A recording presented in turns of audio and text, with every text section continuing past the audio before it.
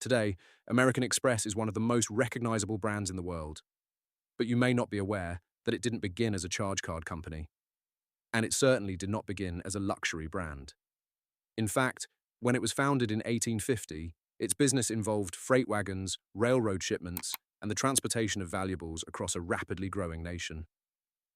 So how did an express transport company become one of the world's most successful financial institutions? This is the story of American Express.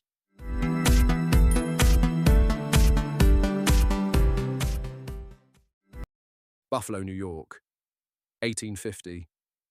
America was expanding westward, railroads were connecting cities, commerce was accelerating. Every day, money, contracts, and valuable goods were being moved across the country. But moving those valuables safely was a growing challenge. Several express delivery companies competed in this market. Rather than continue competing against one another, three firms agreed to combine their operations. The result was American Express. Among the founders were Henry Wells, William Fargo, and John Warren Butterfield. In 1852, Wells and Fargo left American Express after Butterfield and other directors opposed a proposal to expand the company's operations to California. They went on to establish Wells Fargo and Company, another express company that would eventually become one of the largest banking institutions in the United States. In a time before modern banking networks, customers relied on trusted intermediaries to transport money and other valuables across long distances. Every package delivered, every document protected, every shipment of cash that arrived safely. Each one strengthened American Express's reputation. Without realizing it, the company was building something far more valuable than a transportation network. It was building trust, and that trust would eventually allow the company to transform itself entirely. By the late 19th century, international travel was becoming more common. Wealthy Americans increasingly traveled to Europe for business and leisure. Travel created an unexpected problem. How could travelers safely carry money? Carrying large amounts of cash was risky. If stolen, the money was gone. Local banks often refused foreign currency, and reliable international banking services were limited. The problem became personal in 1890. J.C. Fargo, president of American Express and brother of William Fargo, traveled to Europe. During the trip, he discovered how difficult it could be to access funds abroad. The experience convinced him that travelers needed a better solution. The following year, American Express introduced the traveler's check. The product was simple but revolutionary. Customers could purchase checks before traveling. If they were lost or stolen, they could be replaced. Hotels, banks, and merchants gradually accepted them throughout the world. The traveler's check solved a practical problem, and more importantly, it leveraged something American Express already possessed: trust. Customers already trusted the company to transport their valuables. Now they trusted it whilst traveling themselves. For decades, the American Express traveler's check would be one of the most recognized financial products in the world. More significantly, it marked a turning point in the company's history. The company's reputation for trust was tested during World War I. As financial systems across Europe became disrupted, American Express was among the few organizations still willing and able to honor letters of credit. The company also served as an official agent for the British government, helping deliver money, correspondence, and relief parcels to prisoners of war throughout Europe. Again, American Express demonstrated that its most valuable asset was not transportation. It was trust. And that trust was transforming the company. What began as an express delivery business was becoming a financial institution. During the winter of 1917, the United States faced a severe coal shortage. On December 26th, President Woodrow Wilson placed the nation's railroads under federal control to support the war effort and ensure the movement of troops, supplies, and fuel. For American Express, the decision was transformative. The company had been built on express mail and freight forwarding services. But when the government consolidated the express industry, American Express effectively lost the business that had made it famous. Fortunately, the company had already begun building a new future. The success of travelers' checks was transforming American Express into an international financial and travel company. Offices opened throughout Europe, Asia, and Latin America, making the American Express name familiar to travelers around the world. By the early 20th century, the company had earned a reputation for reliability that extended far beyond the United States. The company continued strengthening its reputation. Whilst many businesses competed primarily on price, American Express competed on confidence. Customers could be assured their money would be safe and accessible wherever they travelled. This period offers an important business lesson. Markets change. Technologies change. Entire industries can disappear. The companies that survive are often those willing to evolve before change becomes unavoidable. American Express had begun as a freight and express delivery company in the mid-19th century. By the early 20th century, it was becoming a global financial and travel services company. Yet its most significant transformation still lay ahead.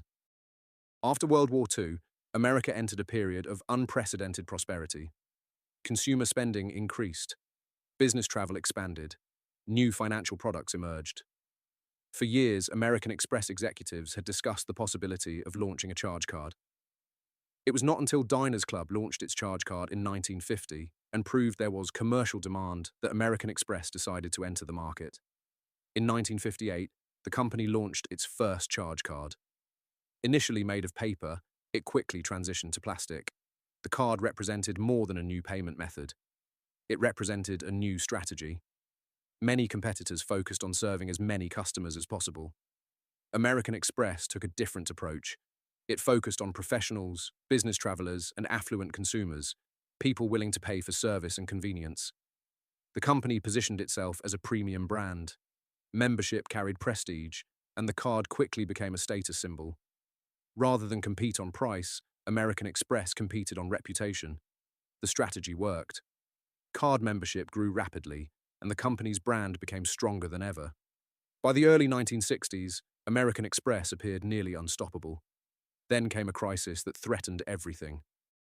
In 1963, American Express became involved in one of the most infamous corporate frauds in American history. The fraud centered on a commodities trader named Anthony DeAngelis.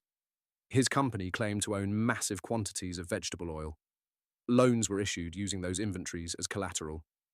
American Express, through a subsidiary called American Express Warehousing, verified the storage tanks.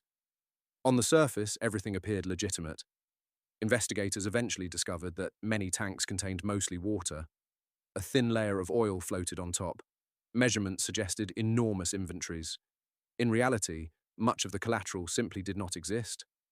The fraud unraveled, losses mounted, lawsuits followed, newspapers filled with negative headlines. Investors panicked. American Express stock fell sharply. Many observers believed the company's reputation had been permanently damaged. Whilst Wall Street saw disaster, one investor saw opportunity.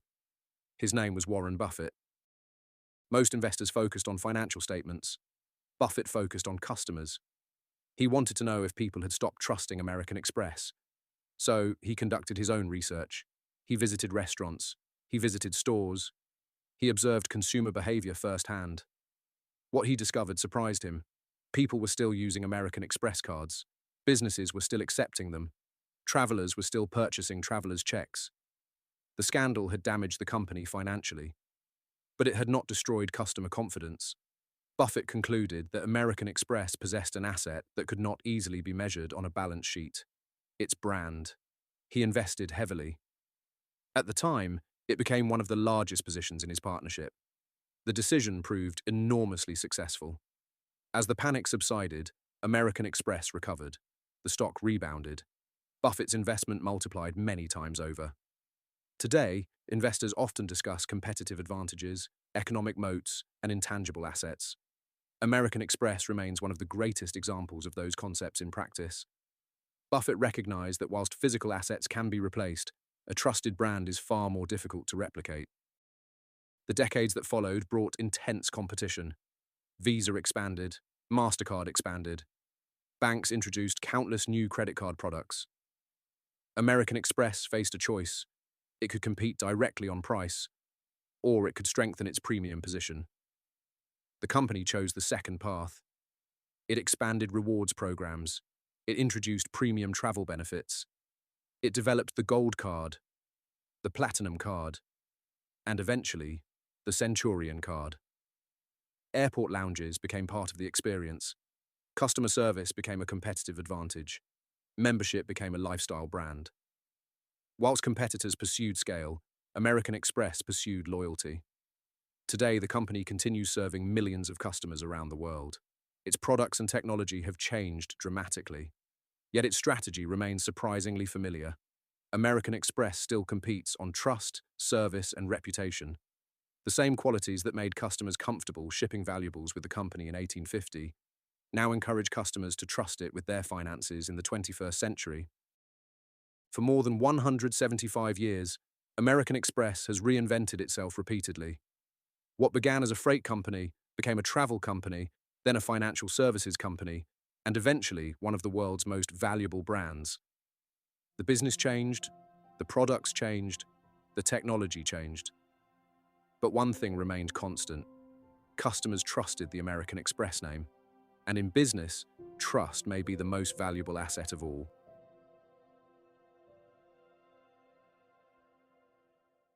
Thank you for watching. Please like and subscribe, and click the bell to receive notifications for future videos. Also, please consider supporting the channel on Patreon. Support for the channel helps improve quality and makes future videos possible. Thank you.